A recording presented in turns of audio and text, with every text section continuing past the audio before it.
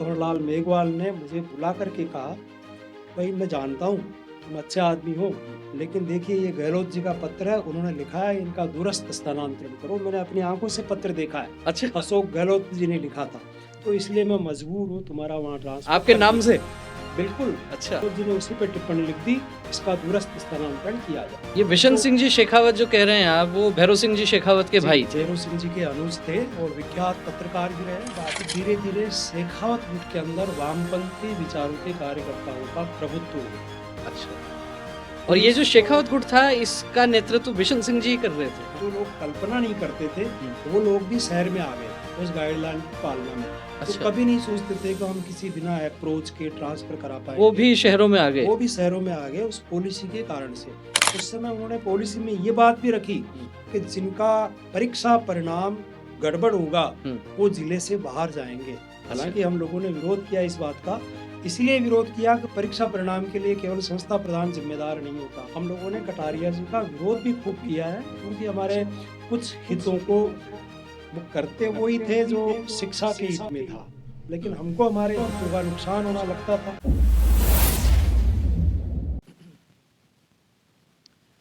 शिक्षक कभी सामान्य नहीं होता।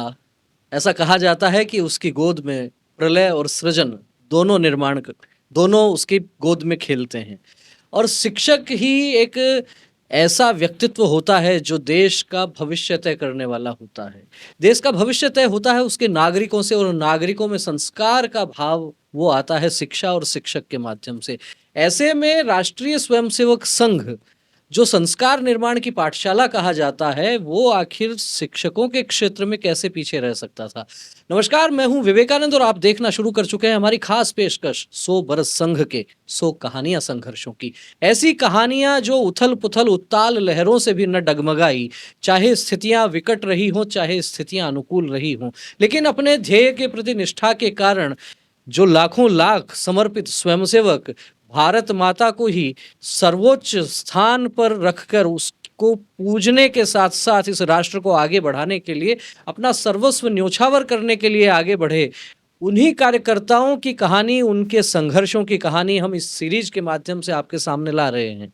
कार्यक्रम के प्रारंभ में मैंने बात की शिक्षकों की, और शिक्षकों के क्षेत्र में संघ कैसे काम करता है।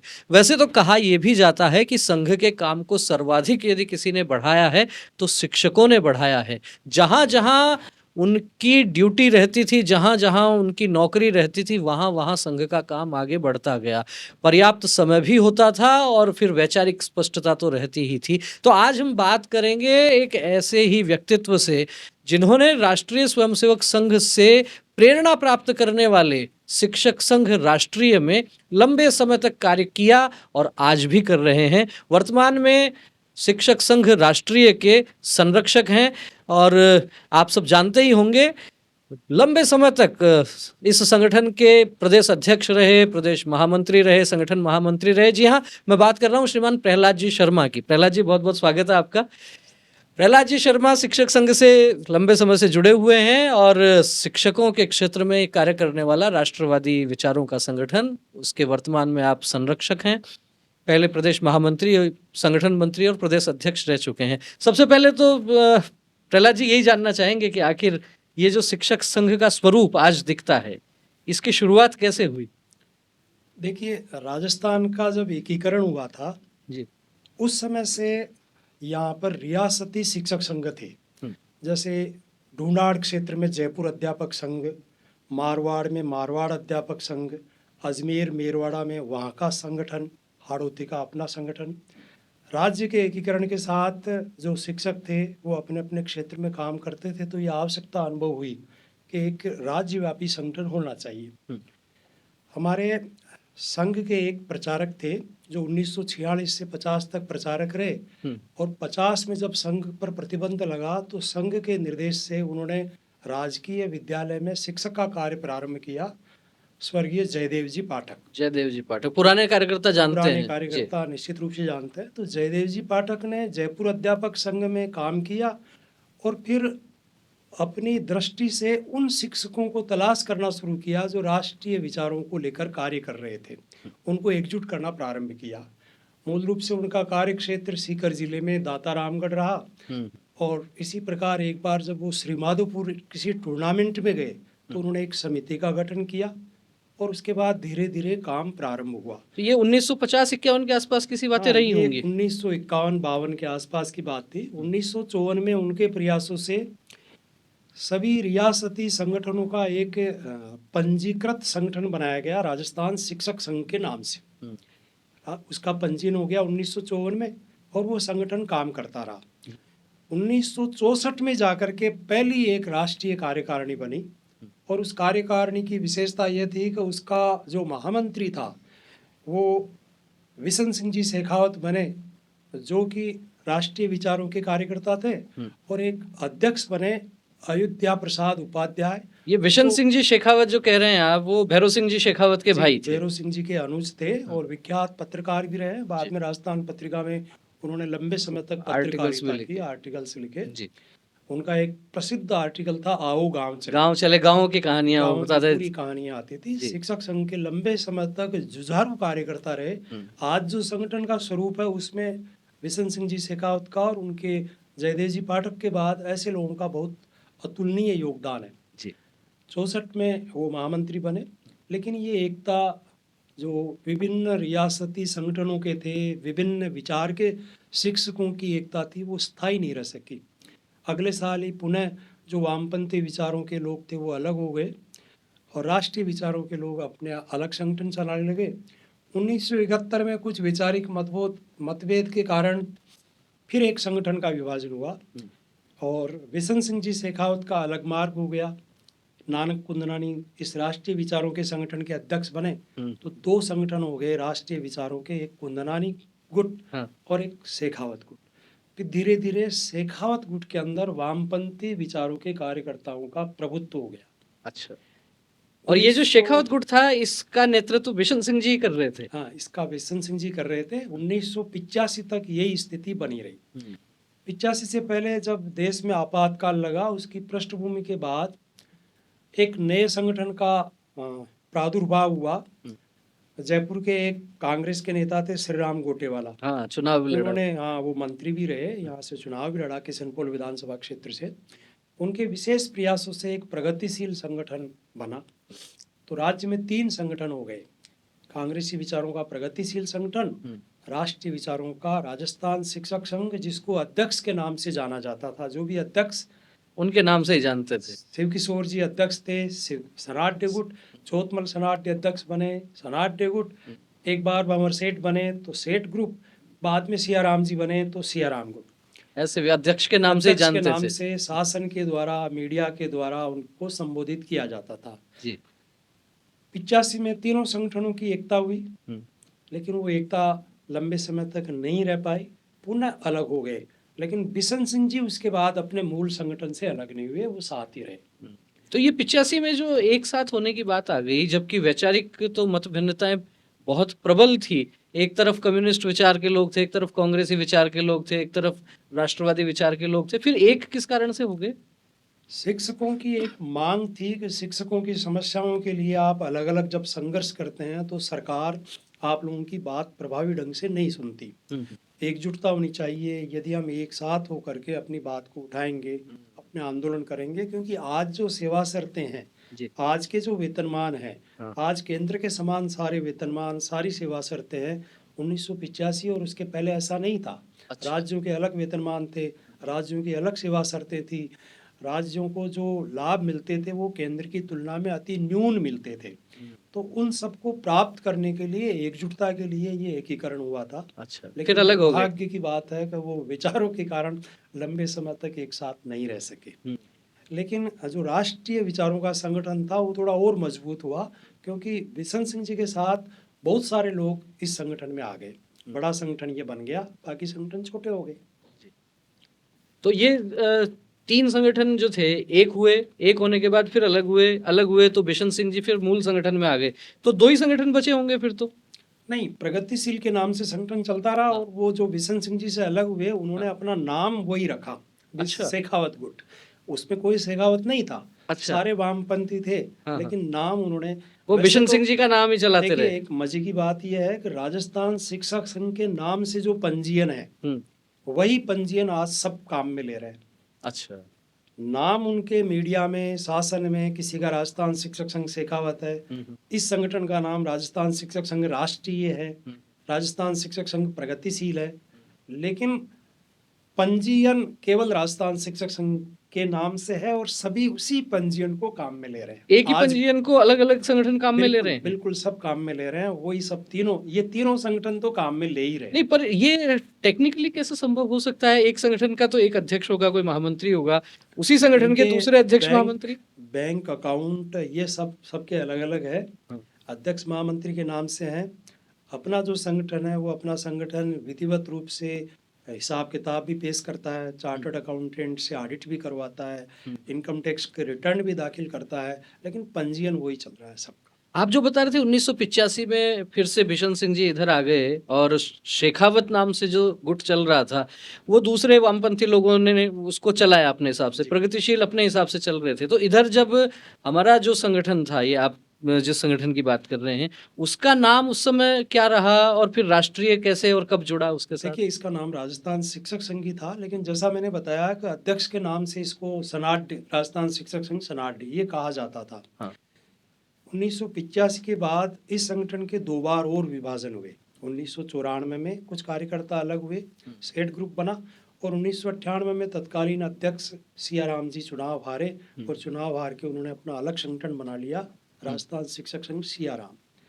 उस समय यह अनुभव किया गया कि जब कोई अध्यक्ष बनता है जी। तो उस व्यक्ति में थोड़ी अहम की मात्रा बढ़ जाती है। वो सोचता है कि मेरे नाम से संगठन की पहचान है तो मैं विशेषता लिए हुए हूँ। तो तत्कालीन संगठन के कार्यकर्ताओं ने, हमारी टीम ने, उस समय मैं संगठन का महामंत्री था, बजरंग प्रसाद मजी जी अध्यक्ष थे, तो हम लोगों ने ये विचार किया कि संगठन का नाम उसके विचार के अनुसार होना चाहिए।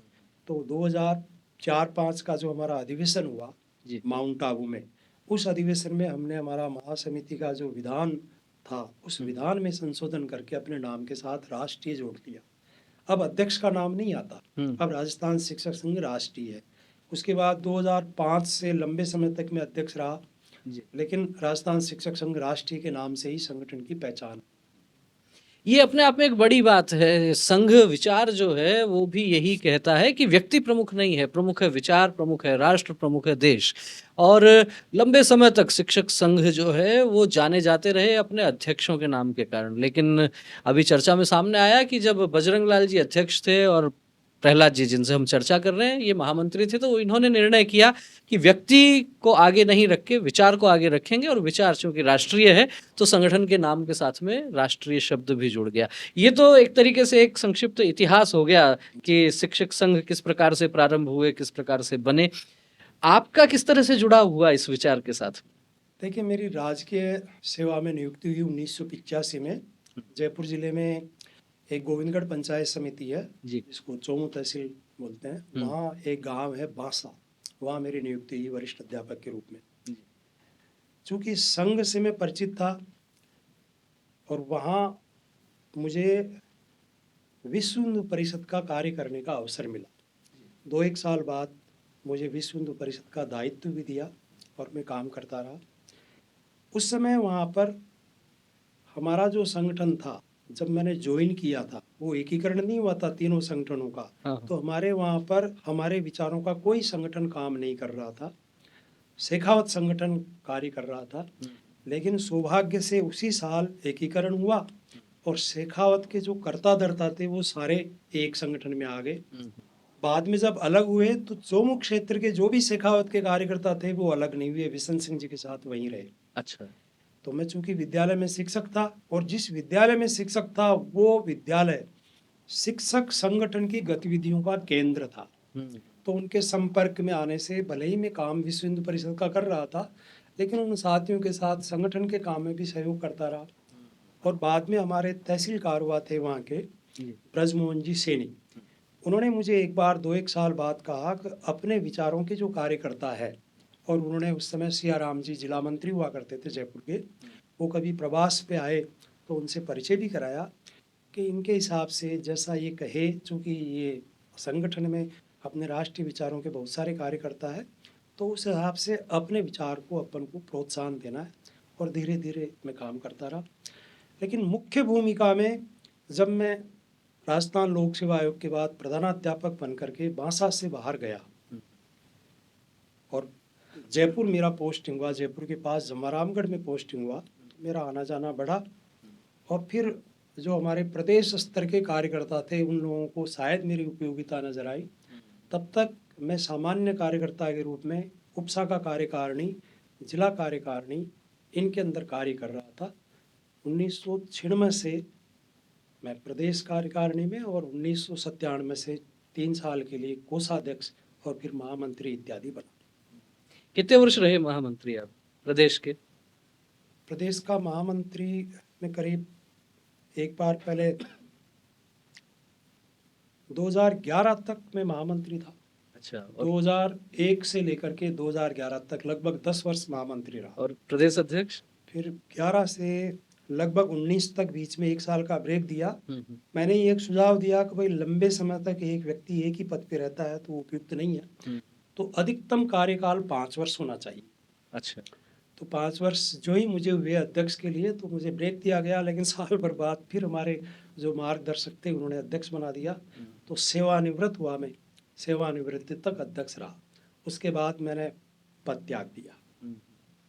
अपने आप में ये एक बड़ी बात है, संघ से जुड़े हुए जो संगठन हैं जो वैचारिक प्रेरणा संघ से प्राप्त करते हैं, आपको उनमें ही ये चीज देखने को मिलेगी। अन्य संगठनों में तो पद के लिए मारामारी होती है, लड़ाई झगड़े तक हो जाते हैं, मनमुटाव होता है, वैमनस्य हो जाता है। लेकिन यहाँ विषय ये है कि जो जिम्मेदारी है वो पद नहीं है, वो जिम्मेदारी है, और उस जिम्मेदारी के साथ आप कितना न्याय कर सकते हैं, वो संगठन कैसे आगे बढ़ सकता है, इसके लिए स्वयं अध्यक्ष रहने वाले व्यक्ति ये कह देते हैं कि नहीं, मेरे को विराम चाहिए, मेरी जगह नया व्यक्ति आना चाहिए।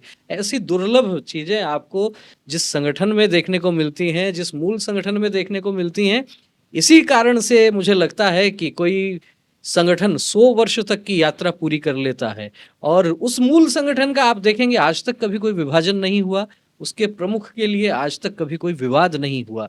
जो लोग संघ को केवल बाहर से देखते हैं, समझते हैं, उनके लिए ये बात एक शोध का विषय हो सकती है कि क्या ऐसा संभव है आज के इस दौर में कि संगठन के प्रमुख के लिए कोई विवाद नहीं हो, उस संगठन में कोई विभाजन नहीं हो। अपने आप में बड़ी बात है। और वो संगठन जिस तरीके से कार्यकर्ताओं को तैयार करता है, उनमें भी यही भाव रहता है, पर्दे के पीछे रहने का, संगठन को आगे बढ़ाने का, तमाम तरह की चीजें रहती हैं। अच्छा, जब हम बात करते हैं शिक्षक संघ राष्ट्रीय की, और ये भी स्पष्ट है कि राष्ट्रीय स्वयंसेवक संघ से प्रेरणा लगातार मिलती ही है, संघ का अपना एक सिस्टम है, अपना एक कल्चर है काम करने का, कार्यकर्ताओं को प्रशिक्षित करने के लिए भी संघ शिक्षा वर्ग होते थे। आपका भी कोई शिक्षण इस प्रकार का हुआ? मैंने भी संघ का प्रथम वर्ष का शिक्षण किया है और हम प्रयास करते हैं कि हमारे संगठन के जो कार्यकर्ता है, चाहे वो उपशाखा स्तर का हो, जिला स्तर का हो, उसका वैचारिक प्रबोधन हो। तो ऐसी स्थिति में संघ के शिक्षण भी होते हैं और संगठन अपने स्तर पर अभ्यास वर्गों का भी आयोजन करता है। अच्छा, शिक्षक संघ के अलग से अभ्यास वर्ग लगते हैं? अलग से अभ्यास वर्ग होते हैं, अनिवार्य रूप से अभ्यास वर्ग होते हैं, जिला स्तर के होते हैं, प्रदेश स्तर के होते हैं। और उन अभ्यास वर्गों के अंदर हमारा विचार, कार्यकर्ताओं को हम तैयार करते हैं। कम 3 बातें दायित्ववान कार्यकर्ता में होनी ही चाहिए। एक तो आर्थिक शुचिता होनी चाहिए, एक चारित्रिक शुचिता होनी चाहिए और एक वैचारिक प्रतिबद्धता होनी चाहिए।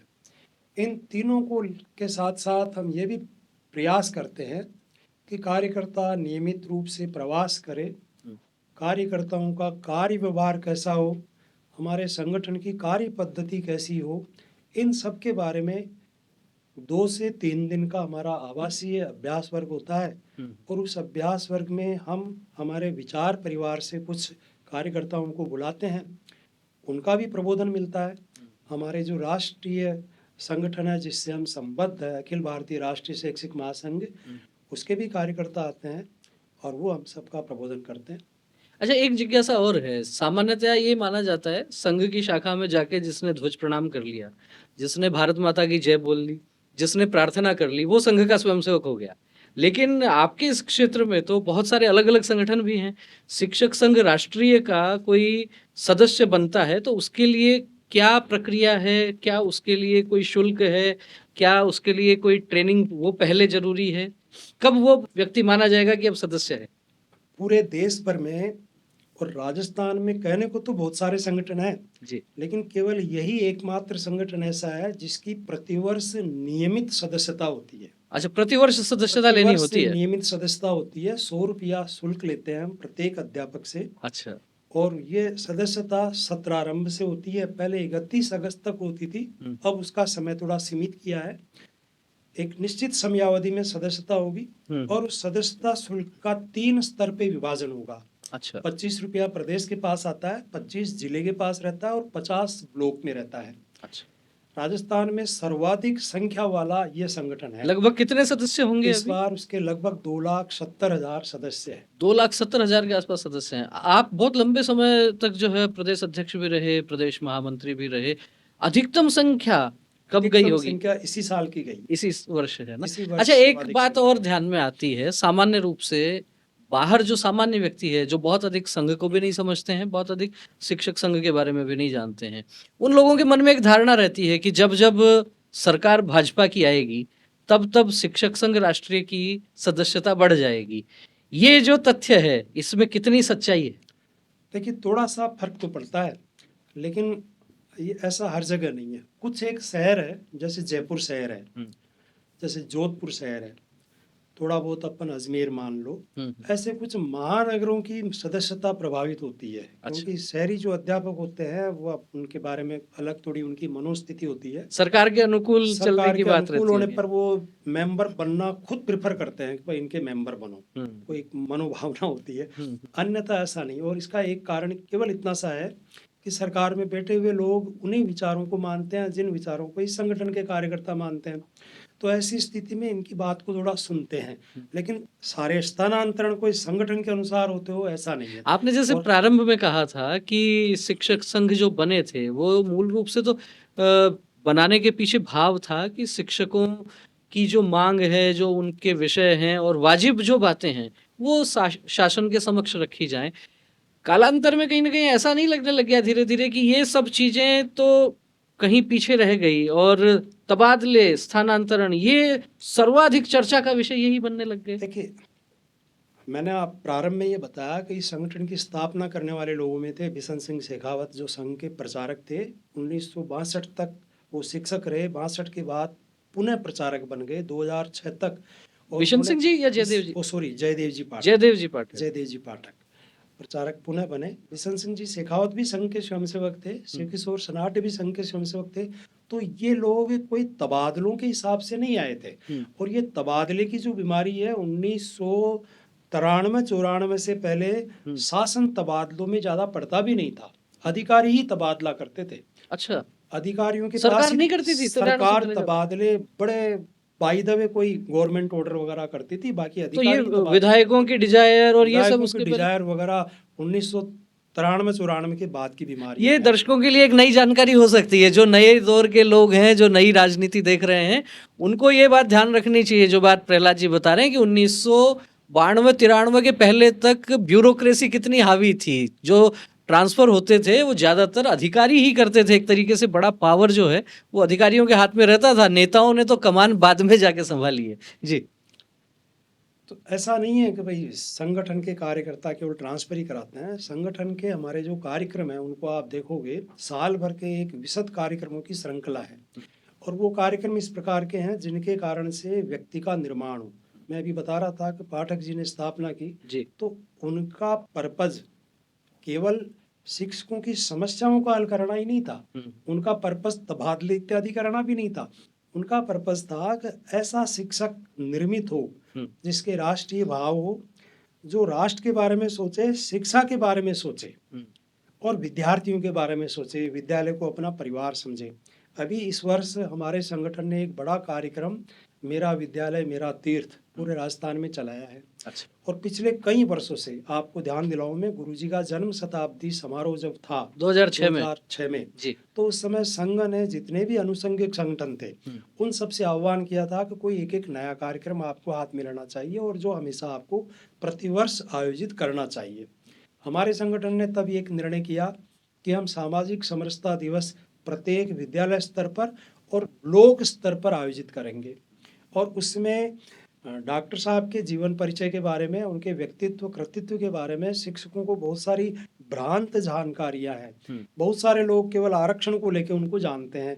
उनका और क्या योगदान था, देश के विभाजन के समय उनके क्या विचार थे, अल्पसंख्यकों के प्रति उनकी नीति क्या थी, और भी अनेक उनके इतनी सारी पुस्तकें लिखी है। तो इनके बारे में शिक्षकों को जानकारी हो, क्योंकि बहुत सारे शिक्षक एक बात सुन करके उनके प्रति कई दुराग्रह रखते हैं, कई अच्छा आग्रह रखते हैं।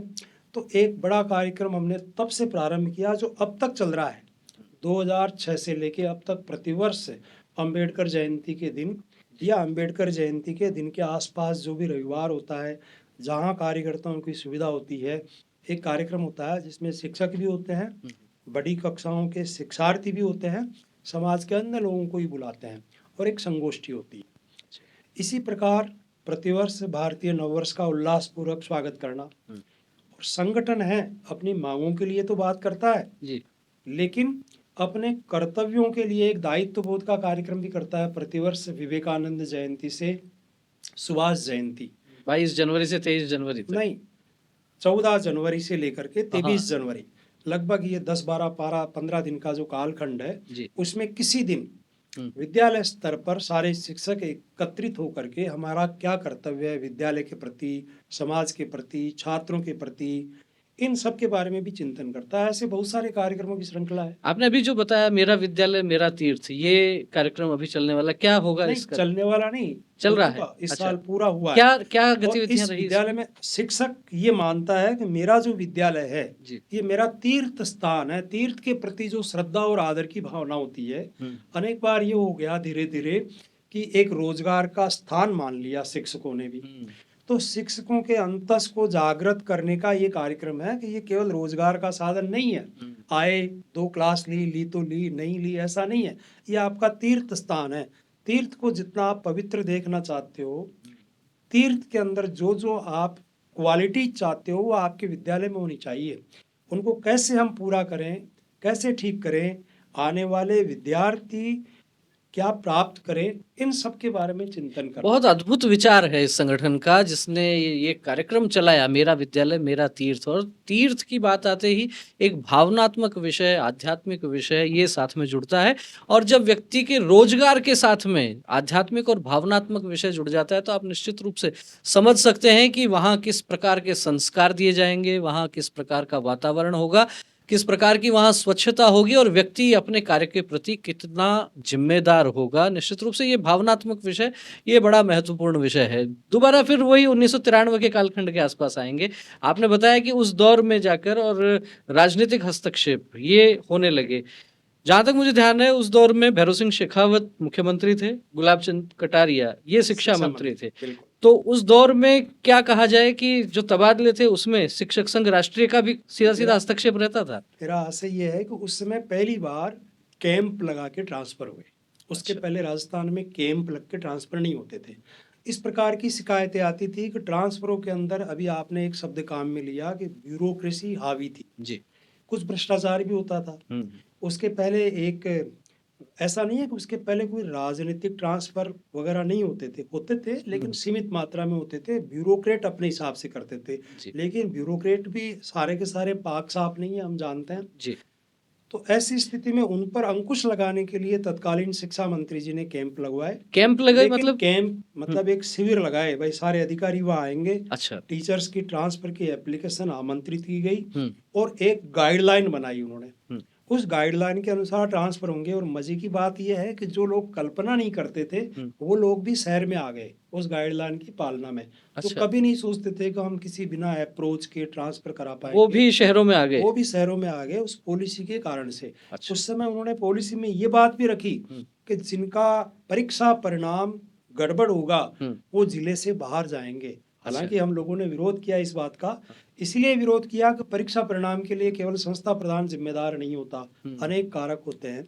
लेकिन उन्होंने बाहर किए ट्रांसफर, हमने उसका आंदोलन किया, विरोध किया। तो इस प्रकार फिर धीरे धीरे बाद में जो भी सरकार बनी ये चलता रहा। और बाद में तो कांग्रेस के ज़माने में एक शिक्षा मंत्री बने थे, बड़े फेमस हुए, उनके ज़माने में बहुत ट्रांसफ़र हुए। मास्टर भंवरलाल। नहीं, भंवरलाल से भी पहले थे। अच्छा, कौन सा? हाँ हाँ, चलिए कोई नहीं, दो विषय और आ गए अब इस बात में से। एक तो बात ये आ गई कि भाजपा की सरकार रही और उन्होंने जो गाइडलाइन बनाई, शिक्षक संघ राष्ट्रीय उसके खिलाफ आंदोलन करने के लिए आ गया। समविचारी संगठन होने के बाद भी जो है वो इस तरह से अपनी विचार की सरकार के खिलाफ सड़कों पे आना, विरोध करना, मैं आपको एक उदाहरण दे रहा हूँ। जब अटल जी देश के प्रधानमंत्री, जी। उस समय भारतीय मजदूर संघ ने, और उस समय तो भारतीय मजदूर संघ के संस्थापक माननीय दत्तोपंत ठेंगड़ी खुद थे। उनके नेतृत्व में एक बड़ा आंदोलन दिल्ली में किया था। जी। चूंकि भारतीय मजदूर संगठन से जुड़ा हुआ एक संगठन है राजस्थान राज्य कर्मचारी महासंघ, जी।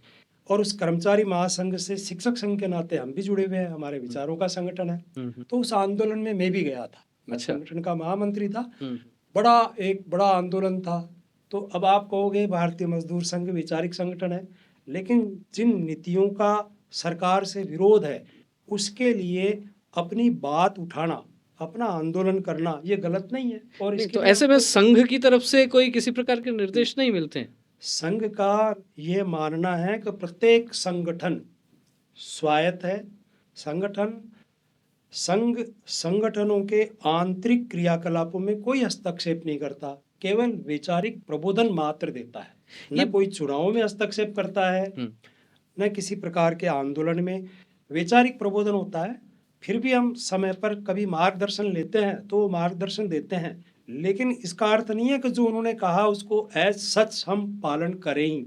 ये एक बहुत बड़ी बात है। जो लोग बाहर से संघ को देखते हैं उनको लगता होगा कि संघ ने एक बयान जारी किया और सारे संगठन उसी आधार पर चलेंगे। ऐसा नहीं है।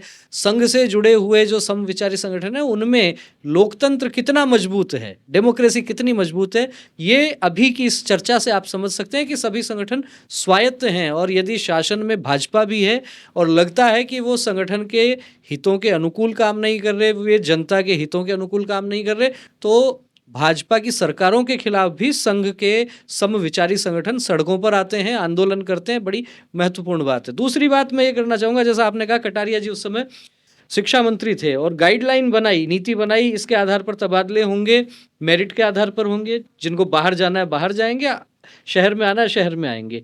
आज इस दौर में यदि बात करें तो प्रदेश में भारतीय जनता पार्टी की सरकार है। लगभग 2 वर्ष जो है वो सरकार को हो ही गए हैं और शिक्षकों के तबादलों को लेकर भी कई बार जब बातें होती हैं तो बात ये भी आती है कि नीति बनाई जाएगी। तो जो नीति 93 के आसपास बन गई थी वो नीति क्या अब लागू नहीं हो सकती? और क्या लगता है कि उस दौर में जिस तरीके से कटारिया जी ने जो काम किए, क्या उस आधार पर काम करेंगे तो शिक्षकों में जो असंतोष देखने को मिल रहा है तबादले नहीं होने के कारण, उसको ठीक किया जा सकता है? देखिए, कटारिया जी की जो मनोस्थिति थी वो एक अलग प्रकार की थी। मैं स्पष्ट रूप से कहना चाहता हूँ कि जो भी राजनेता है, चाहे कांग्रेस के आए चाहे भारतीय जनता पार्टी के आए, उन सबके मन में एक भाव रहा कि हमारा प्रभुत्व, हमारी पकड़ रहनी चाहिए। केवल उन्हीं की बात नहीं है, जो विधायक है, दोनों ही पार्टियों के विधायक, वो भी ये चाहते हैं कि शिक्षक हमारे इर्द गिर्द चक्कर लगाए। तो पॉलिसी जो कटारिया जी की पॉलिसी थी, अगली बार सरकार ने उसको स्थगित कर दी, हम नहीं बनाएंगे। नहीं, उन्होंने बनाई नहीं। फिर बीजेपी आई, फिर उन्होंने बात की कि हम पॉलिसी बनाएंगे, बनी भी, कुछ आगे बढ़ी, लेकिन वो भी नहीं बन पाई। और ये लगातार अब तक क्रम चल रहा है। शिक्षकों की जब तक जैसे केंद्र के अंदर स्थानांतरण होते हैं, इस प्रकार के एक नियम बन जाए, पॉलिसी से काम नहीं होता।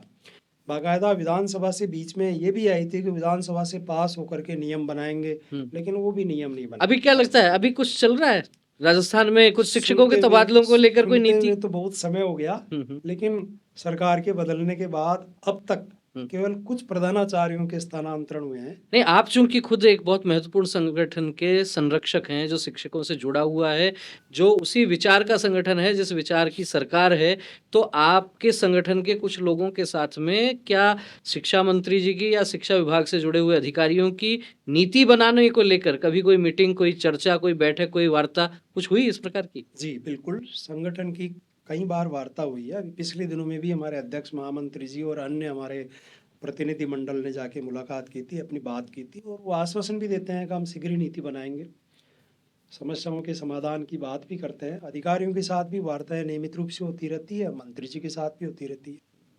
मेरा सामान्य समाज में बहुत लोगों से जब मिलना जुलना होता है तो एक बात, ये बड़ी महत्वपूर्ण बात है, सरकार बदलते ही लोगों को लगता है कि अब तबादले हो जाएंगे। भाजपा की सरकार थी, कांग्रेस की आ गई, कांग्रेस की थी, भाजपा की आ गई। दोनों दलों के विचारों के कार्यकर्ता जो है वे तुरंत एक आशा भरी निगाहों से देखते हैं और लगातार लंबे समय तक जब उस दिशा में लगता है कोई काम नहीं हो रहा है तो एक असंतोष पनपने लगता है। वर्तमान में लगभग यही स्थिति तृतीय श्रेणी के अध्यापकों के बीच तो देखी जा सकती है। शासन प्रशासन इस बात को लेकर कितना संवेदनशील है, कितना चिंतित है, ये अलग विषय हो सकता है। और दर्शकों के लिए ये तक मैं कहना चाहता हूँ एकदम एकदम स्पष्टता के साथ में, इस सरकार की तुलना पिछली सरकार से भी लोग करने लगे हैं और कहने लगे हैं कि पिछली सरकार में मुख्यमंत्री अशोक गहलोत ने आखिरी वर्ष जो था सरकार का, उसमें आखिर के 6 महीने में सारे खजाने खोल दिए। उन्होंने कहा आप मांगते मांगते थक जाएंगे, मैं देते हुए नहीं थकूंगा। उन्होंने इतने जिले बनवा दिए, उन्होंने कई सारी घोषणाएं कर दी, लेकिन फिर भी वे चुनाव नहीं जीत पाए। क्या भारतीय जनता पार्टी की राजस्थान की सरकार उसी रास्ते पर चल रही है? 2 वर्ष सरकार के होने को हैं और तबादले नहीं हुए हैं। ऐसे में शिक्षकों के तबादले यदि आप चौथे या 5वें वर्ष में करेंगे तो क्या तब तक इतना डैमेज नहीं हो जाएगा जिसको कंट्रोल करना कठिन होगा? ये शासन में बैठे हुए लोगों के लिए एक मंथन का विषय हो सकता है। खैर, हम चर्चा अब ये करेंगे कि जिस तरीके से शिक्षक संघ राष्ट्रीय संघ से जुड़ा हुआ संगठन है, संघ से जुड़े हुए और भी जो संगठन हैं उनमें एक पद्धति होती है। संघ अपना एक प्रचारक सामान्य रूप से उन संगठनों में भेजता है, उन्हें संगठन महामंत्री की जिम्मेदारी दी जाती है। शिक्षक संघ को चूंकि प्रारंभ किया जयदेव जी पाठक ने, जो स्वयं प्रचारक रहे लंबे समय तक, ऋषि तुल्य लोग उनको मानते थे, वैसा ही उनका व्यवहार और व्यक्तित्व और कृतित्व भी था। उनके जाने के बाद में क्या ये इस प्रकार की स्थितियां भी कभी आई कि शिक्षक संघ राष्ट्रीय को चलाने के लिए, संगठनात्मक ढांचा मजबूत करने के लिए, क्या आपके यहाँ भी सीधे सीधे संघ से कोई प्रचारक संगठन मंत्री के रूप में आते रहे हैं? देखिए, एक बात का मैं उल्लेख और करना चाहूँगा कि जैसे राजस्थान में अपना ये संगठन जो संघ के विचार से प्रेरणा लेके काम कर रहा है, ऐसा ही पूरे देश भर में एक स्वयंसेवक थे, गृहस्थ स्वयंसेवक थे, माननीय मुकुंद राव जी कुलकर्णी, महाराष्ट्र के थे जी। शिक्षक थे।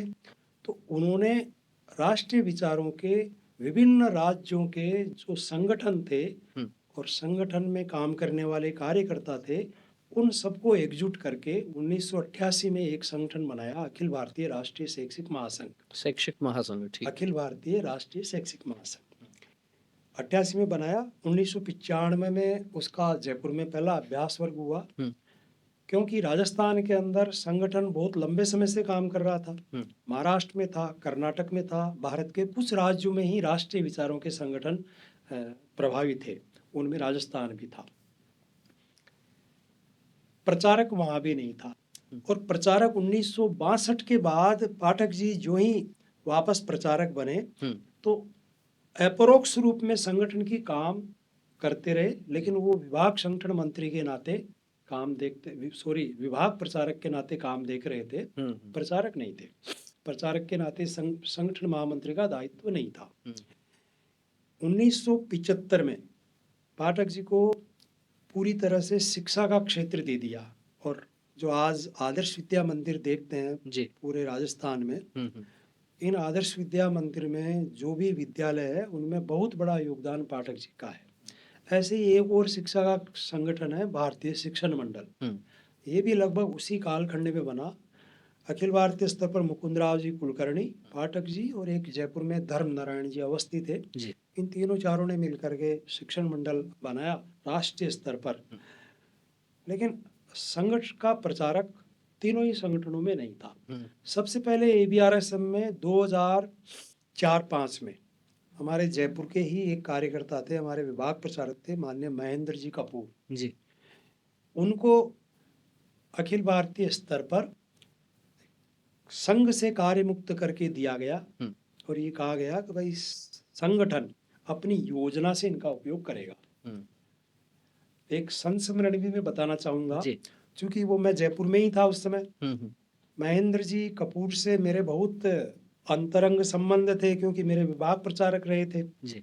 खूब अनौपचारिक संबंध थे। तो उनको जो ही ABRSM में लिया गया मैं बहुत प्रसन्न हुआ। और प्रसन्नता से एक पत्र अपने पूरे राज्य के शिक्षकों को लिखा, एक गस्ती पत्र महामंत्री के नाते। भाई बड़ी प्रसन्नता का विषय है कि संघ ने हमको एक बहुत अच्छे कार्यकर्ता दिए हैं। पत्र की प्रति अखिल भारतीय संगठनों को भी भेजने की परंपरा रही है हमारी। अच्छा। वो प्रति जब हमारे अखिल भारतीय जो उस समय अध्यक्ष थे मुकुंदराव जी कुलकर्णी, उनको जब मिली, उस समय वो संगठन मंत्री थे, उनको जब मिली तो उन्होंने मुझे व्यक्तिगत पत्र लिखा। और वो पत्र अपने आप में, थोड़ी देर पहले आपने जो प्रश्न किया था संघ और संगठनों का क्या संबंध होता है जी। उसको दृष्टिगोचर करता है। वो पत्र आज भी मेरे पास सुरक्षित है, समय समय पे मैं उसको पढ़ता भी हूँ, कई कार्यकर्ताओं को पढ़ाता भी हूँ। उस पत्र में उन्होंने लिखा था कि आपका प्रसन्न होना स्वाभाविक है क्योंकि आपके यहाँ के कार्यकर्ता रहे हैं, लेकिन ये ध्यान रखिए अब संघ ने जिन कार्यकर्ताओं को दिया है वो कार्यकर्ता किस रूप में संगठन का काम करेंगे, संगठन का काम करेंगे, ये देखना संगठन का काम है। अब वो संगठन के कार्यकर्ता है। लंबे समय तक यही स्थिति यहाँ भी रही। 2006 में जो ही पाठक जी का देहावसान हुआ, हमारे यहाँ कोई प्रचारक नहीं रहे। हमने अनेक बार संघ से आग्रह किया कि हमको एक कार्यकर्ता दीजिए, लेकिन संघ की अपनी व्यवस्थाएं थी। तत्कालीन क्षेत्र प्रचारक माननीय शंकर जी भाई साहब, माननीय दुर्गादास जी, आप लोगों का यही कहना था, निम्बाराम जी, कि भाई जब भी होगा, अभी तो आप लोग, और हमारे प्रचारक श्रेणी के ही कुछ कार्यकर्ता थे, जैसे नानक कुंदरानी थे, श्याम सुंदर जी शर्मा हैं, आप भी जानते हो उनको। ऐसे ही एक बूंदी के चौथमल सनाड्य थे, एक अजमेर के संतोष जी सुराणा थे। ये सब लोग उस जमाने के संगठन के कार्यकर्ता थे जब संगठन का नाम भी नहीं था। तो उनका बहुत बड़ा योगदान था। सारे के सारे संघ के स्वयंसेवक थे, शिक्षित स्वयंसेवक थे। नानक कुंदरानी तो 1946-47 में द्वितीय वर्ष कर चुके थे बम्बई जाकर के। अच्छा, इतने पुराने स्वयंसेवक थे। तो उन लोगों का क्षेत्र प्रचारकों का कहना था आप लोग है ना, आप लोग संभालो, और वही संभालते रहे। 2021 के आसपास कोरोना के कालखंड के बाद जी फिर संघ ने ये निश्चय किया कि भाई एक प्रचारक संगठन को देना चाहिए। प्रचारक आए, लेकिन अब संघ अपने हिसाब से व्यवस्था करता है। वो 2-1 साल 3 साल रहे, अभी उनको फिर दूसरा दायित्व दिया है। अच्छा, तो अभी इस समय जो अखिल भारतीय राष्ट्रीय शैक्षिक महासंघ के हमारे संगठन मंत्री है वही देखते हैं। इस समय भी आज की तिथि में राजस्थान शिक्षक संघ राष्ट्र में कोई प्रचारक नहीं है। अभी कोई बीच में 3-1 वर्ष के लिए आए थे, घनश्याम जी थे शायद। घनश्याम जी 3 वर्ष।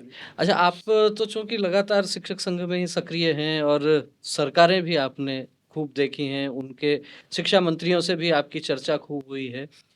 हो सकता है कांग्रेस के शासनकाल में कम हुई होगी, हुई तो होगी कांग्रेस के शासनकाल में भी, लेकिन भाजपा के शासनकाल में ज्यादा चर्चाएं होती होंगी, वो सुझाव लेने के लिए भी बुलाते होंगे। तो जैसा आप बता रहे हैं कि 90 के बाद में राजनीतिक सक्रियता भी बढ़ी। 90 के बाद में यदि भाजपा की सरकारों में हम शिक्षा मंत्रियों की बात करें तो गुलाब जी कटारिया, घनश्याम जी तिवाड़ी, थोड़े समय के लिए कालीचरण सराफ, फिर वासुदेव देवनानी और अभी मदन दिलावर। ये जो 4-5 नेता हैं, इनमें आपको क्या लगता है कि शिक्षकों की मांगों को, शिक्षकों के काम को सर्वाधिक तन्मयता के साथ, संवेदनशीलता के साथ समझने वाले शिक्षा मंत्री कौन रहे होंगे? मुझे धर्म संकट में डाल रहे हैं, लेकिन धर्म भी मैं स्पष्ट कहूंगा आपको। कटारिया जी जो थे वो एक भावुक शिक्षा मंत्री थे। अच्छा, चूंकि वो खुद भी शिक्षक रहे थे। हाँ। 2 व्यक्ति इन सब में शिक्षक रहे, एक कटारिया जी और एक देवनानी जी। देवनानी जी टेक्निकल एजुकेशन में रहे, कटारिया जी स्कूल एजुकेशन में रहे। तो ऐसी स्थिति में स्कूल एजुकेशन की जो वास्तविकता थी उससे कटारिया जी सुपरिचित थे। तो उन्होंने जितनी संवेदनशीलता के साथ और प्रामाणिकता के साथ कि एक शिक्षक होना कैसा चाहिए, शक्ति भी खूब थे वो। हम लोगों ने कटारिया जी का विरोध भी खूब किया है, क्योंकि हमारे कुछ हितों को वो करते वो ही थे जो शिक्षा के हित में था, लेकिन हमको हमारे हितों का नुकसान होना लगता था, तो विरोध भी किया। लेकिन मैं ये कहूँगा कटारिया जी और फिर घनश्याम जी।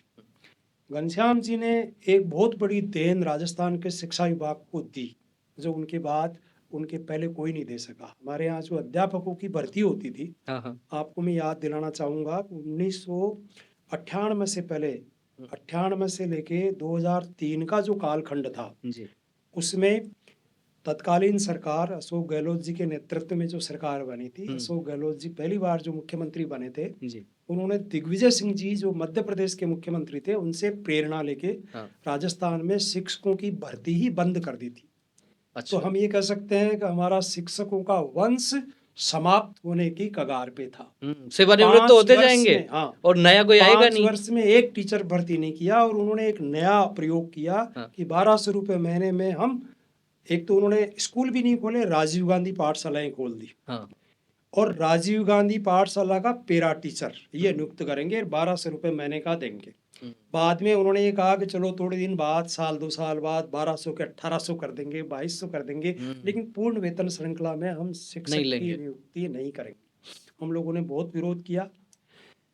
बीजेपी जब चुनाव लड़ रही थी तो उसके पहले बीजेपी के लोगों से भी मिले, उनसे ये भी आग्रह किया कि आपके घोषणा पत्र में ये मुद्दा शामिल करो। सौभाग्य से घनश्याम तिवारी शिक्षा मंत्री बने, वसुंधरा जी मुख्यमंत्री बनी। जी। हमारे प्रयासों से हमको आज जो मुख्य सचेतक है, मैं उनको भी धन्यवाद दूंगा, जोगेश्वर गर्ग जी। वो भी कदम कदम पे उस समय विधायक ही थे, हाँ। जालोर से, जी। लेकिन हमारे साथ गए और काफी प्रयासों के बाद दोनों मार्ग निकले।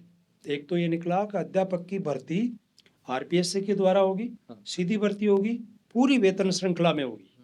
और दूसरी बात ये निकली कि राजीव गांधी पाठशालाएं सब बंद, प्राथमिक विद्यालय बन गए सारे, और उनके जो पेरा टीचर थे, वो पेरा टीचर चूंकि वो बहुत सारे उनमें ट्रेंड नहीं थे, बहुत सारे इस प्रकार के थे जो सारे मानदंडों को पूरा नहीं करते थे, उन पेरा टीचर्स को हटाया किसी को नहीं, लेकिन ये कहा कि जो ट्रेंड है उनको प्रबोधक का दर्जा दे करके उनको वेतनमान देंगे अध्यापक का। आज उन सबको वेतनमान मिल रहा है।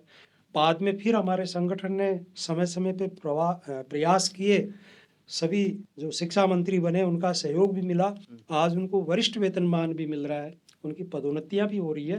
तो ये सारे प्रयास हुए।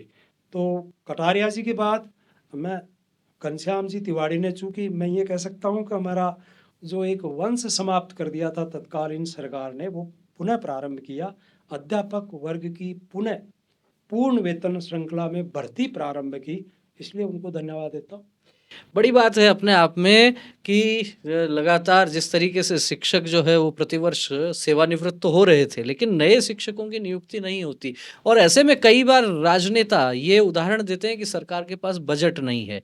ये जो बात है, सरकार के पास बजट नहीं है, इसको लेकर यदि आप सामान्य जनता के बीच में चाय की थड़ियों पर, नाई की दुकान पर जाकर चर्चा करेंगे तो आपको वास्तविकता के दर्शन होंगे। वहाँ जो बातें होती हैं वो बातें इस तरह की होती हैं कि यदि सरकार के पास बजट नहीं होता तो फिर विधायकों को पेंशन क्यों दी जाती है, और एक व्यक्ति यदि कई बार विधायक रह लिया तो उसे कई बार की पेंशन। राजनीति को एक तरफ समाज सेवा का दर्जा दिया जाता है और फिर सेवा के बदले ये मेवा देने की परंपरा, इस पर लगाम क्यों नहीं कसी जाती।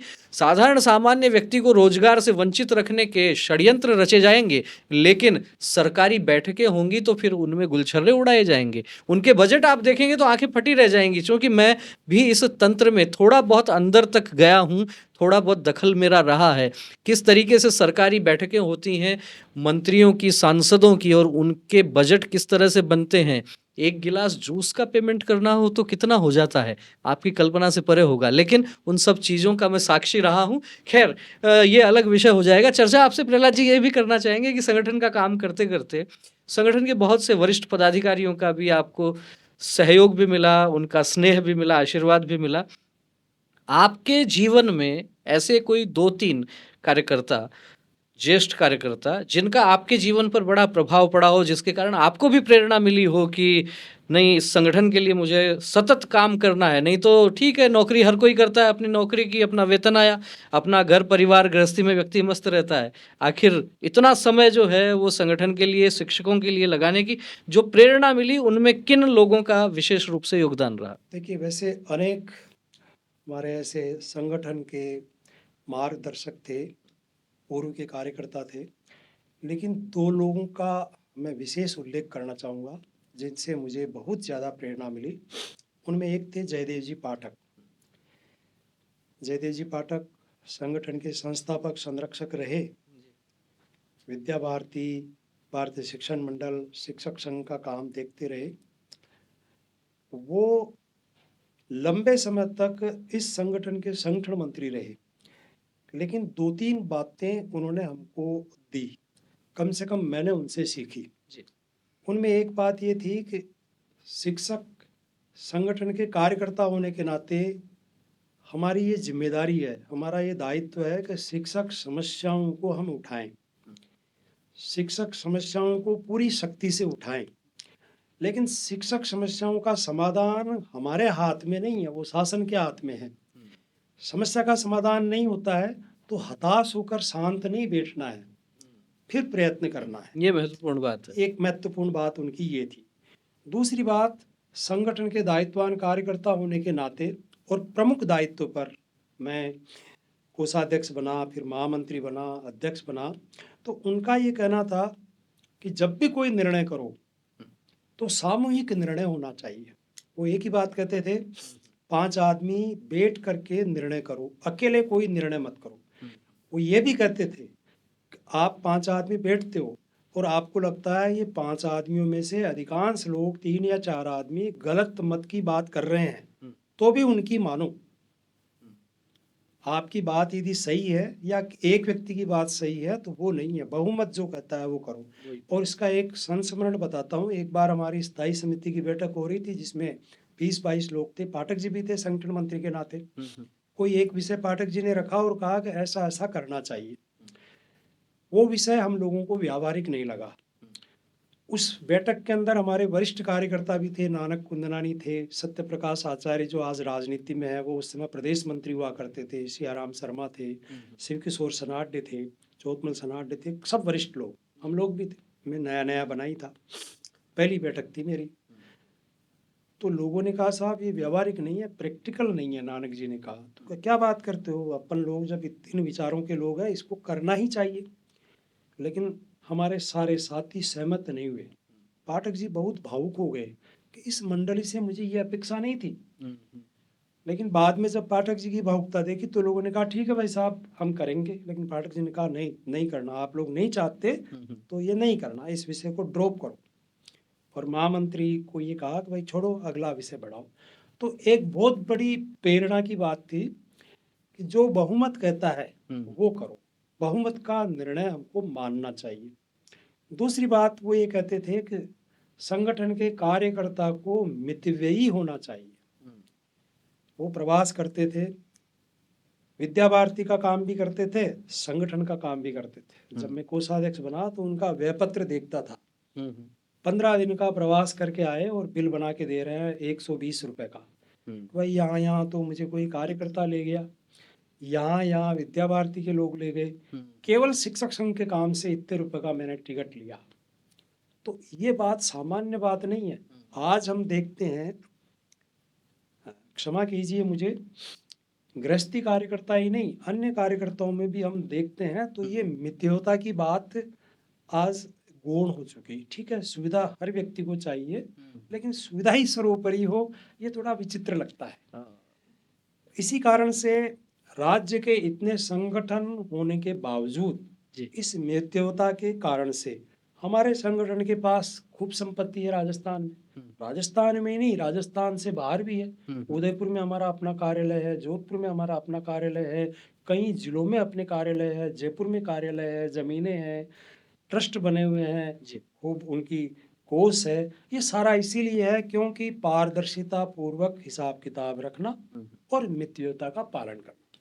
ऐसी एक और कार्यकर्ता हुए हैं संगठन के जिनसे प्रेरणा लेने का अवसर मिला, वो अखिल भारतीय, जिनका अभी मैंने थोड़ी देर पहले उल्लेख किया था, माननीय मुकुंद राव जी कुलकर्णी। मुकुंद राव जी कुलकर्णी, व्यक्तिगत राग अनुराग सबका होता है। 1998 में सियाराम जी जब संगठन से अलग हुए चुनाव हारने के बाद, और उसके पश्चात एक कार्यक्रम करना था हमको पूरे देश भर में। दिल्ली में हमको ABRSM का एक कार्यालय खरीदना था, और दिल्ली में कार्यालय खरीदना है तो हमको अपार धनराशि चाहिए थी। तो उस समय ये तय किया कि भाई मुकुंद राव जी कुलकर्णी जी की आयु 75 वर्ष की हो गई, तो उनका अमृत महोत्सव का आयोजन करेंगे और अमृत महोत्सव के नाम से पूरे देश भर से हम वित्तीय सहयोग शिक्षक बंधुओं से एकत्रित करेंगे और फिर उसकी राशि से हम भवन खरीदेंगे। ये निर्णय हो गया हमारा अखिल भारतीय स्तर पे। राजस्थान में भी काम शुरू हो गया। कुलकर्णी जी को ये लगता था कि सियाराम शर्मा जी जो थे बहुत एक्टिव कार्यकर्ता है, एक्टिव कार्यकर्ता थे भी जी। जब तक वो रहे, लेकिन बाद में उन्होंने संगठन का निर्णय नहीं माना। संगठन ने उनको ये कहा कि इस बार आपको चुनाव नहीं लड़ना, उन्होंने नहीं माना, चुनाव लड़ा, चुनाव हारे और हारने के बाद संगठन पे केस कर दिया, हाई कोर्ट तक मैंने केस लड़ा। उसके बाद फिर उन्होंने अपना अलग संगठन बना लिया। तो कुलकर्णी जी आए और कुलकर्णी जी का ये था कि उनसे भी सहयोग लेना चाहिए। पाठक जी थे उस समय, पाठक जी ने उनको स्पष्ट कहा कि कुलकर्णी जी, ये इस व्यक्ति का ये कृत्य रहा है, ठीक है, बहुत अच्छा कार्यकर्ता रहा है, आपकी बात ये भी सही है कि बहुत ज़्यादा एक्टिव है। एक्टिव होने का परिणाम ये है कि आज भी उन्होंने अपना एक अलग संगठन बना भी लिया, चला भी रहे हैं, एक्टिव तो है ही। लेकिन जो ये तय हुआ है कि हमारे संगठन में, एबीआरएसएम के विधान में तय हुआ है कि एक राज्य में एक संगठन होगा, तो ये दूसरे की वो बात नहीं होगी। कुलकर्णी जी ने कहा ठीक है, मैं व्यक्तिगत मिलूंगा, वो उनसे मिलके भी आए, बात भी की, लेकिन उन्होंने खुद की व्यक्तिगत इच्छा होने के बावजूद स्वीकार यही किया जो संगठन की रीति नीति है। और यही रीति नीति हर समय वो हमको बताते रहे, बैठकों में, अभ्यास वर्गों में। राजस्थान से उनको काफ़ी लगाव था, अनेक बार आए वो, और मेरा तो सौभाग्य है कि मेरे घर पर भी उनका आवास रहा। तो ऐसे व्यक्तियों से प्रेरणा मिली। आपने जैसे भी बताया कि बहुत बार चुनाव भी हुए, संगठनों में विभाजन भी हुए, तो सामान्य रूप से संघ में यदि देखा जाता है तो जो जिम्मेदारियां दी जाती हैं एक तरीके से सहमति वाली बात हो जाती है। चुनाव होता है तो कहीं ना कहीं पक्ष प्रतिपक्ष ये वाले विषय भी होते हैं। एक ही विचार के लिए काम करने वाले कार्यकर्ताओं में जब दो तरह के पक्ष होते हैं, तो क्या आप लोग इस तरह का विचार नहीं करते कि सामूहिक सहमति से ही अध्यक्ष, महामंत्री या जो भी चीजें हैं, सीधा चुनाव करवाने की नौबत ही नहीं आए? 1992 से मैं प्रदेश के चुनाव में जा रहा हूँ, अब तक जाता रहा हूँ। पिछली बार नहीं गया क्योंकि मैं विदेश था मेरे बच्चे के पास, वरना अब तक जाता रहा हूँ 92 से लगातार। और केवल 2 अवसर ऐसे आए हैं, 3 अवसर ऐसे आए हैं। एक बार 2005 में जब अध्यक्ष के लिए चुनाव हुआ, एक बार 1996 में और एक बार 1998 में। बाकी आज तक प्रदेश अध्यक्ष निर्विरोध निर्वाचित हुए हैं लगातार। मैं भी अध्यक्ष महामंत्री निर्विरोध बनाऊं। चुनाव नहीं होते हमारे, चुनाव होते हैं ब्लॉक लेवल पर। चुनाव होते हैं कुछ, वो भी सारे जिलों में नहीं, कुछ जिलों पर, क्योंकि ब्लॉक लेवल पर कार्यकर्ता नया नया आता है, संगठन की रीति नीति नहीं जानता, उतनी परिपक्वता नहीं कई होती। बार जिलों के कुछ कार्यकर्ता ऐसे आ जाते हैं जो ये सोचते हैं कि इस संगठन के पदाधिकारी बनेंगे तो हम कोई प्रभावी हो पाएंगे। कुछ लोगों को ये भी गलतफहमी है कि अनुषंगिक संगठन में करेंगे, कुछ लोगों की राजनीतिक महत्वाकांक्षाएं होती है जी। तो इसके मार्फत हम राजनीति में जल्दी हमारी एंट्री हो जाएगी। तो ये सोच करके, इस दृष्टिकोण को लेकर कोई आते हैं तो वो चुनाव लड़ने की बात सोचता है, लेकिन 1 आध साल बाद उसको पता चल जाता है भाई ऐसा कुछ नहीं। जो बात सरसंघ चालक मोहन जी भागवत कहते हैं कि जो व्यक्ति अपेक्षा लेकर आ रहा है वो अपने आप पीछे हट जाएगा, यहाँ तो वो आए जिसे देश और समाज के लिए कुछ देना है। चलिए, बस एक प्रश्न और करूंगा आपसे। चूंकि संगठन का बहुत बड़ा विस्तार हो गया, 2 लाख से अधिक आप बता रहे हैं कि 2,80,000 तो सदस्य हैं आप, साधारण सदस्य है। इसके अलावा लगभग 8,000 आजीवन सदस्य भी, 8,000 आजीवन सदस्य भी हैं, बहुत सारे पदाधिकारी भी हैं। सरकार बदलती है, सरकार बदलती है तो बहुत से लोग सीधे सीधे अपेक्षा तो रखते होंगे आपसे कि आपकी बात होती है शिक्षा मंत्री से, आपकी बात होती है सत्ता में बैठे हुए लोगों से, तबादलों के लिए व्यक्तिगत रूप से कितना दबाव आ जाता है? ऐसा नहीं लगता कि सरकार नहीं आती तो ज्यादा सुकून था? नहीं, आप बिल्कुल सही कह रहे हैं, तबादलों का दबाव आता है, लेकिन संगठन की ये पद्धति है कि भाई संगठन का कोई कार्यकर्ता है और जो कार्यकर्ता प्रताड़ित हुआ है, आमतौर पर होता है कांग्रेस राज जब भी आया, जैसे मेरा भी जैसलमेर ट्रांसफर हुआ, जो ही गवर्नमेंट आई, और वो इसीलिए हुआ कि मैं इस संगठन का महामंत्री हूँ। कमललाल मेघवाल ने मुझे बुला करके कहा भाई मैं जानता हूँ तुम अच्छे आदमी हो, लेकिन देखिए ये गहलोत जी का पत्र है, उन्होंने लिखा है इनका दूरस्थ स्थानांतरण करो। मैंने अपनी आंखों से पत्र देखा है। अच्छा, अशोक गहलोत जी ने लिखा था, तो इसलिए मैं मजबूर हूँ तुम्हारा वहाँ ट्रांसफर आपके नाम से। बिल्कुल। अच्छा, प्रहलाद शर्मा का दूरस्थ स्थानांतरण किया जाए। किसी व्यक्ति ने मेरी शिकायत की, दूसरे संगठन के कार्यकर्ता ने, जो वामपंथी संगठन का कार्यकर्ता था, गहलोत जी को, और गहलोत जी ने उसी पर टिप्पणी लिख दी, इसका दूरस्थ स्थानांतरण किया जाए। अच्छा, अशोक गहलोत। मुझे मेघवाल जी ने बता दिया। हम्म, मैं मेघवाल जी के पास गया, मैंने कहा आप नए ही बने थे शिक्षा मंत्री, गवर्नमेंट नई आई थी। जी। मेघवाल जी से मैं परिचित इसलिए था कि जब वो खेल मंत्री थे हम्म, तो एक बार मैंने स्टेट टूर्नामेंट करवाए थे हेडमास्टर रहते हुए। हम्म, संगठन का रोल नहीं था उसमें। जी। और उस स्टेट टूर्नामेंट में मैं उस समय कोठी कोडियान जयपुर का एक ऐसा पिछड़ा एरिया था हम्म, जिसमें करीब 600 बच्चे थे और उनमें से जनरल बच्चे अल्पसंख्यक वर्ग के थे, बाकी सब कोली और खटीक कम्युनिटी के बच्चे थे। अच्छा। और हमने स्टेट टूर्नामेंट कराया, उसमें चीफ गेस्ट के रूप में मेघवाल जी को बुलाया और वो बहुत प्रभावित हुए कि ऐसे विद्यालय ने स्टेट टूर्नामेंट करा लिया आपके पास, क्योंकि सरकार तो बजट देती नहीं है। जी। तो हमने कहा उस भामाशाहों से सहयोग लिया। आज जो संजय दीक्षित अभी जो एक जयपुर डायलॉग के नाम से वो चला रहे हैं, कार्यक्रम चलाते हैं, हाँ। वो उस समय एक लॉन टेनिस एसोसिएशन के स्टेट के सेक्रेटरी थे। अच्छा। एक इनकम टैक्स अधिकारी थे, नाम भूल रहा हूँ मैं, वो उसके अध्यक्ष थे। उस वो जो एक उनकी लॉन टेनिस एसोसिएशन कमेटी होती है, उन लोगों ने हमको सहयोग किया। और आपको ताजुब होगा कि जय क्लब में हमारा टूर्नामेंट हुआ। अच्छा। जय क्लब में आमतौर पर स्कूल शिक्षा के हाँ, टूर्नामेंट सोच भी नहीं होते, सकते हैं, और बिल्कुल। वहीं हमने मेघवाल जी को बुलाया था। हाँ। तब से उनसे परिचय था, इसीलिए उनकी थोड़ी बहुत सहानुभूति भी थी और उनका भाई मैं मजबूर हूँ। तो इस प्रकार राजनीतिक रूप से जब प्रताड़ित होते हैं तो उनको राहत दिलाने के लिए हमारा दबाव होता है, केवल उनके लिए। बाकी आम टीचर्स के तबादले हम लोग हस्तक्षेप नहीं करते। ये ठीक है कि हम जहाँ जहाँ काम करते हैं, हमारे कार्यकर्ता जहाँ जहाँ काम करते हैं, मैं जैसे जिस विधानसभा क्षेत्र में हूँ, विधानसभा के जो विधायक बनते हैं उनसे हमारा वैसे ही संपर्क हो जाता है। और जब संपर्क हो जाता है और वो जब तबादलों का हस्तक्षेप करते हैं तो उनके ध्यान में रहता है कौन हमारे विचारों के हैं, तो अपने आप ट्रांसफर होते हैं। अपने आप। हमको हस्तक्षेप करने की आवश्यकता नहीं होती। हम केवल उनके लिए प्रयास करते हैं जो केवल इसीलिए स्थानांतरित हुए हैं क्योंकि संगठन के कार्यकर्ता थे। परित्राणाय साधुनाम वाला काम करते हैं। चलिए, समय की अपनी सीमा है, लगभग 1 घंटा हो गया आपसे बात करते करते, पता ही नहीं लगा। संघ का शताब्दी वर्ष चल रहा है और अलग अलग संगठनों की भी हम चर्चा कर रहे हैं इस श्रृंखला के अंतर्गत। जी। क्योंकि आप तो सीधे शिक्षकों से जुड़े हैं, तो शिक्षकों को संघ के इस शताब्दी वर्ष में क्या संदेश देना चाहेंगे? देखिए, एक रोचक बात आपको और बताऊं मैं, जी। हमारे संगठन के जो संस्थापक थे हम्म, उनका जन्म हुआ था 1924 में 24 और संघ की स्थापना हुई थी 1925 में। 25 में। गत वर्ष ही हमने जयदेव जी पाठक के जन्मदिन का शताब्दी वर्ष पूरे राज्य स्तर पर आयोजित किया है। जी। बहुत सारे कार्यक्रम भी हुए हैं। तो जयदेव जी पाठक अपने आप में संघ ही थे और मैं समझता हूँ मैंने उन जैसा दूसरा प्रचारक आज तक नहीं देखा जिसने अपना प्रत्येक पल संगठन को दिया, राष्ट्र को दिया और शिक्षकों को दिया, विशेष रूप से चाहे विद्या भारती हो चाहे ये हो।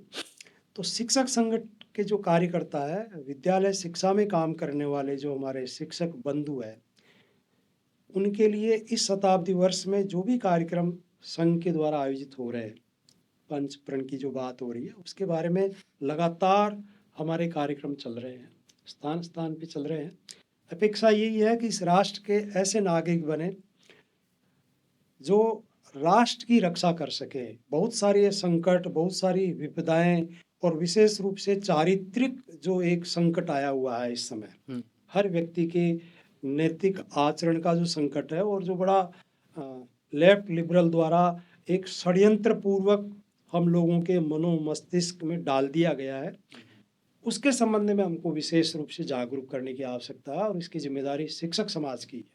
शिक्षक ही कर सकता है। बहुत बड़ी बात कही है संदेश में प्रहलाद जी ने। इन्होंने कहा है कि चरित्र आपका पवित्र होगा तो आपका ध्येय, आपका कार्य और सुगम हो जाएगा। संघ का शताब्दी वर्ष है और शिक्षकों पर बड़ी जिम्मेदारी भी होती है। इस हेतु शिक्षक जो नई पीढ़ी को, भावी पीढ़ी को तैयार करने का काम करते हैं, उन्हें भी आत्मावलोकन करना चाहिए, उन्हें भी अपनी कार्यनिष्ठा उस पर ध्यान देना चाहिए। अपना जो मूल कार्य है उसको भी पूरा वैसे तो करते ही हैं और निश्चित रूप से और जब आगे बढ़ाएंगे तो श्रेष्ठ नागरिक तैयार करने में हमारी महत्वपूर्ण भूमिका हो सकती है।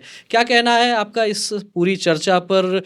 शिक्षक संघ की एक यात्रा हमने प्रहलाद जी के मुखारविंद से सुनी है। इस शिक्षक संघ की यात्रा पर, संघ के शताब्दी वर्ष पर, इस चर्चा पर जो आपका विचार है कमेंट करके अवश्य अवगत करवाएं। वीडियो अच्छा लगा हो तो इसे लाइक करें, अधिक से अधिक लोगों तक शेयर करें। प्रहलाद जी, आप स्टूडियो में पधारे, बहुत समय दिया, बहुत बहुत धन्यवाद। नमस्कार।